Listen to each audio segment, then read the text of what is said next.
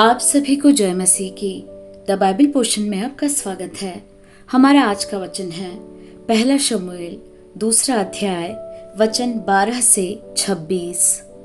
Eli के पुत्र तो लुच्चे थे, उन्होंने यहोवा को न पहचाना।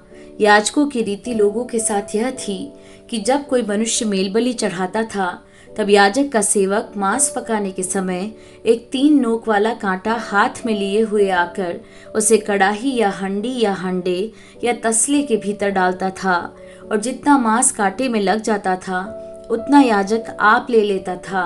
ऐसा ही वे शीलो में सारे इस्राएलियों से किया करते थे जो वहां आते थे।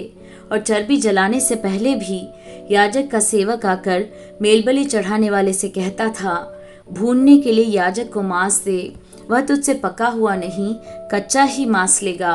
और जब कोई उससे कहता, निश्चय चर्बी अभी जलाई जाएगी, तब जितना तेरा जी चाहे उतना ले लेना, तब वह कहता था, नहीं अभी दे, नहीं तो मैं छीन लूंगा।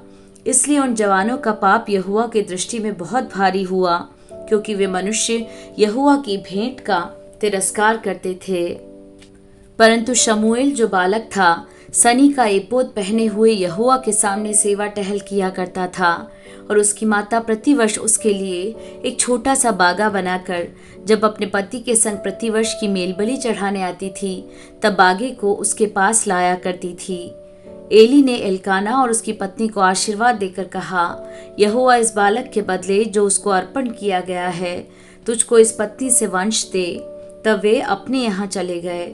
यहोवा ने हन्ना की सुधि ली और वह गर्भवती हुई, और उसके 3 बेटे और 2 बेटियां उत्पन्न हुई, और बालक शमूएल यहोवा के संग रहता हुआ बढ़ता गया। एली तो अति बूढ़ा हो गया था, और उसने सुना कि उसके पुत्र सारे इस्राएल से कैसा कैसा व्यवहार करते हैं, वरन मिलाप वाले तंबू के द्वार पर सेवा करने वाली स्त्रियों के संग कुकर्म भी करते हैं। तब उसने उनसे कहा, तुम ऐसे ऐसे काम क्यों करते हो? मैं इन सब लोगों से तुम्हारे कुकर्मों की चर्चा सुना करता हूँ। हे मेरे बेटों, ऐसा न करो, क्योंकि जो समाचार मेरे सुनने में आता है वह अच्छा नहीं। तुम तो यहोवा की प्रजा से अपराध कराते हो। यदि एक मनुष्य दूसरे मनुष्य का अपराध करे तब तो परमेश्वर उसका न्याय करेगा, परंतु यदि कोई मनुष्य यहोवा के विरुद्ध पाप करे तो उसके लिए कौन विनती करेगा? तो भी उन्होंने अपने पिता की बात न मानी, क्योंकि यहोवा की इच्छा उन्हें मार डालने की थी। परंतु शमूएल बालक बढ़ता गया, और यहोवा और मनुष्य दोनों उससे प्रसन्न रहते थे।